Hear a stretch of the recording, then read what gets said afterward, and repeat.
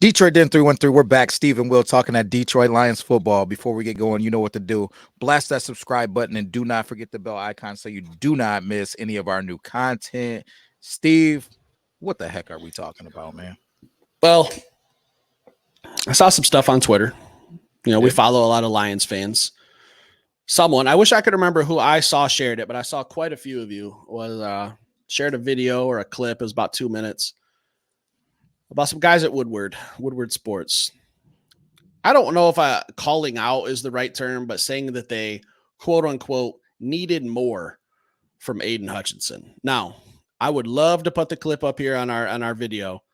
There's a little thing called copyright. I can't. If you want to see what we're talking about for some context, go to our Twitter page. It's up there. I'm even going to pin it during this tweet or during this conversation so that it's at the very top of our Twitter page if you guys want some more context of what we're talking about. But it just absolutely blew my mind that's a question we have to ask is Aidan Hutchinson underperforming? That's where we are. Like that's from a top network in Detroit. Like, William. Yes, sir. Is Aidan Hutchinson underperforming in your eyes? Where this as I say, William, as I say, woo! The gospel's here. Take them to church.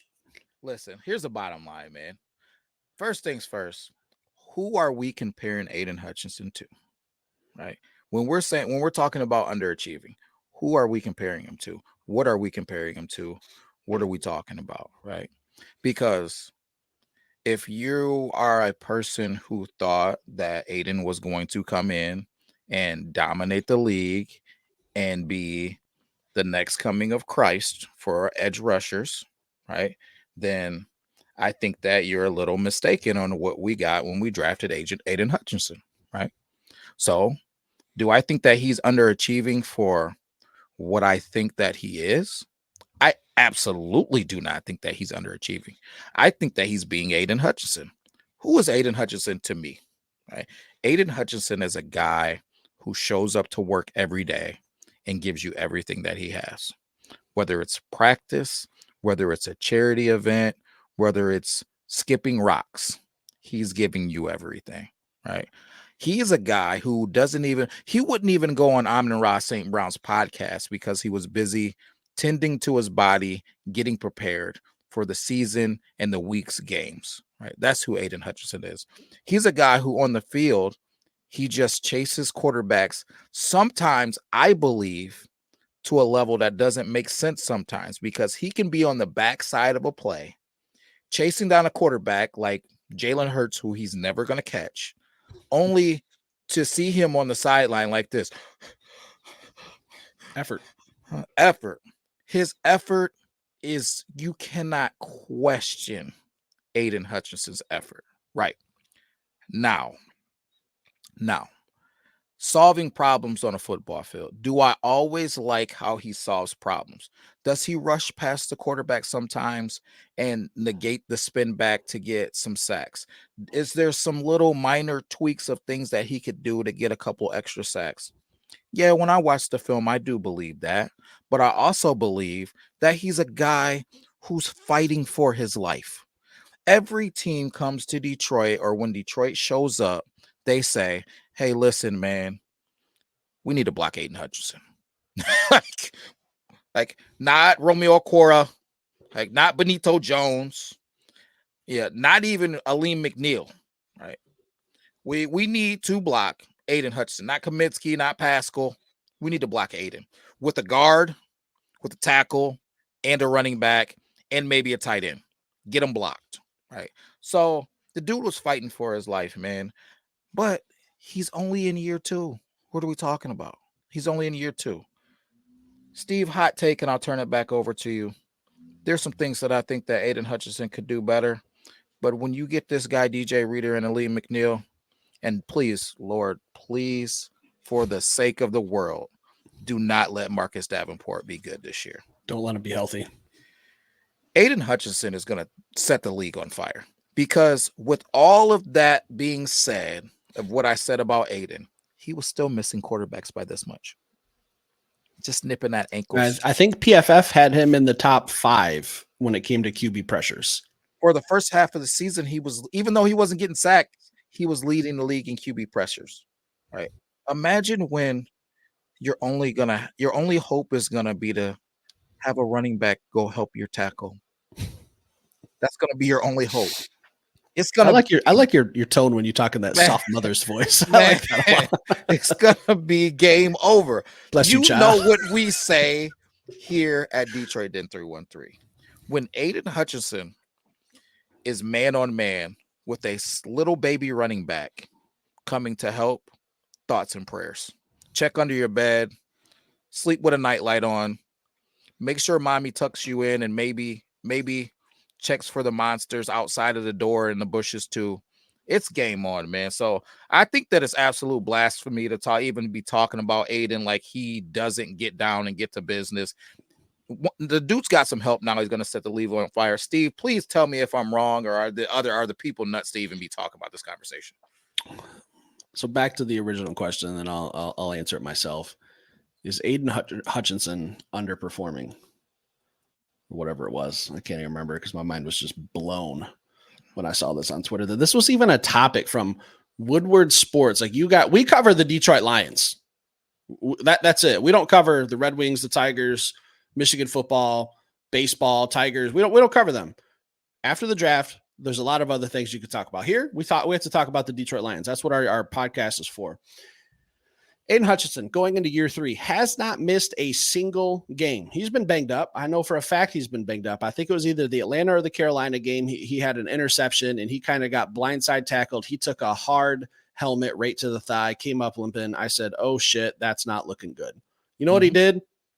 Came out the next series and didn't come off the football field unless it was for a little gas break. Does not miss games. He was hobbling. Yeah, he was hobbling. He was hobbling. He was still out there playing football. Okay, but you know what? We need more. We need more from him. We need a little bit more grit, because a guy just playing out there on one leg, which I know if you've ever been dead legged by a guy diving with a helmet at your thigh, it's probably going to feel some type of way. I can't speak 100% from experience, but 17 games played as a rookie, should have won defensive rookie of the year. More interceptions than the guy who won it. Yeah, more interceptions than the guy who won it, and that guy was Sauce Gardner. Fun fact. 2023, did not miss a game. Got hot at the end of the season. This is exactly what I expected Aidan Hutchinson to be when we drafted him. I said I was pissed when the Lions got the number 1 pick the number 2 pick, because I thought Jacksonville, who had the number 1 pick, was going to take Aidan Hutchinson, and we weren't going to have a chance. And before you guys say I'm biased, I'm a Michigan fan, I can count maybe 3 players that were coming out of the University of Michigan in the last 10 years that I wanted on the Detroit Lions.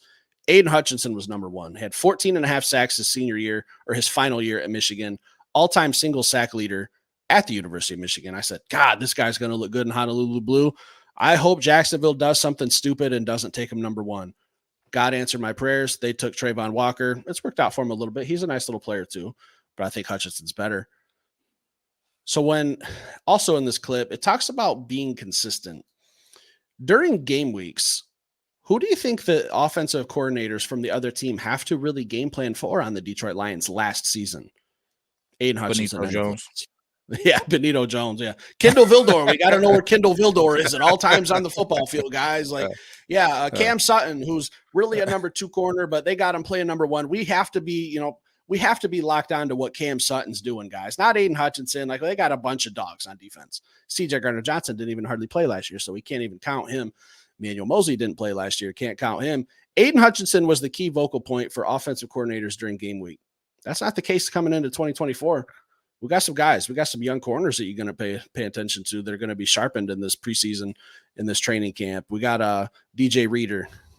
Like you said, don't let Marcus Davenport get healthy, because that guy's going to be a problem if he plays 14 to 17 games. So when I heard the word consistency, I don't give a shit if Aidan Hutchinson didn't have a sack week 4 against Atlanta or Carolina or whoever we played. I don't care. I don't care if he didn't have a sack.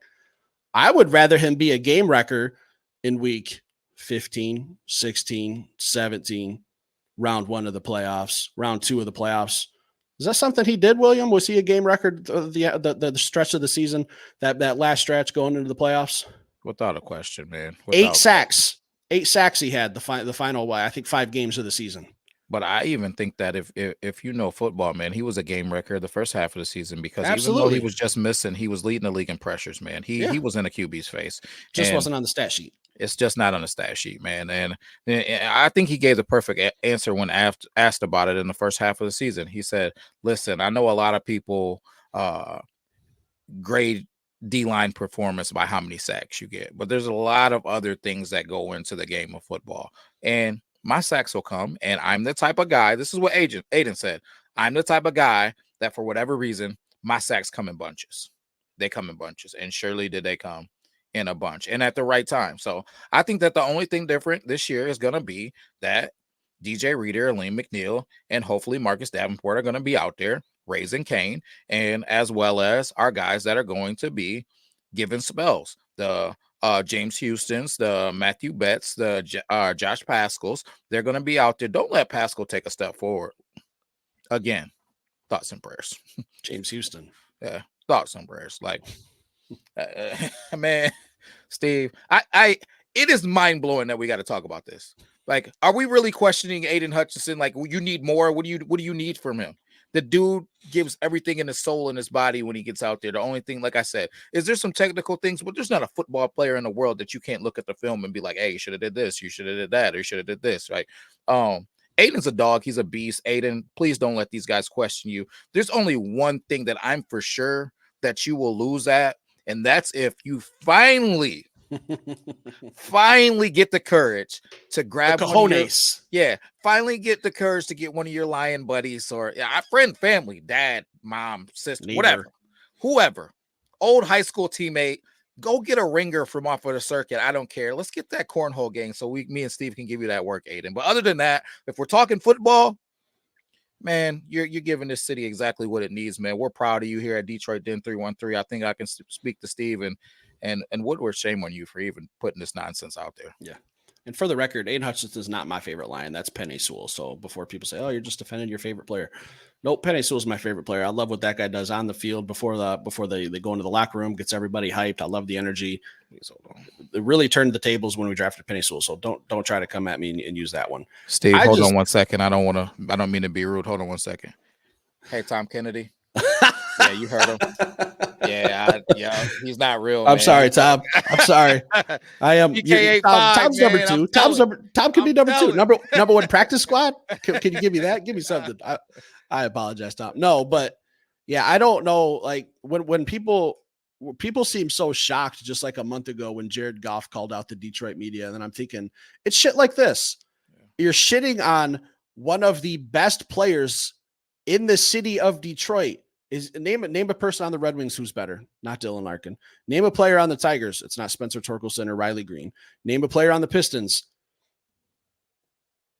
Yeah, we won 10 games, whatever it was. Like, come on. We're talking about a kid who's Michigan born, Michigan raised, Detroit Lion proud. Yeah. Took us to the NFC Championship game, and that's the guy. That's the guy that we're saying we need more from instead of some other players. When you guys cover every sport in the city of Detroit, you guys single-handedly picked Aidan Hutchinson to talk about. That's what blows my mind. So here at Detroit Den, we support Aidan Hutchinson 100%. Got the jersey, got 2 jerseys. I don't know what else to say. We stand behind him. Doesn't make sense why this was even talked about. Like, yeah, there you go. Like, that's our guy. I don't know. We defend our Lions unless you give us a reason not to. And I haven't seen anything from Aidan Hutchinson that says we need to come on here and be a little critical. So, guys, leave some comments down below. Let us know how you feel. Again, for some context, I have pinned that video that I am referring to on our Twitter page. If you want to go check it out, I can't put it on here for copyright reasons. Line in the sand. Do you stand with Aidan, or are you listening to this nonsense? Yeah, so check that out for some context. You'll see exactly where this whole conversation is coming from. Leave some comments, hit that like button. If you're new, stick around, subscribe. We'll be back later with another show. Peace.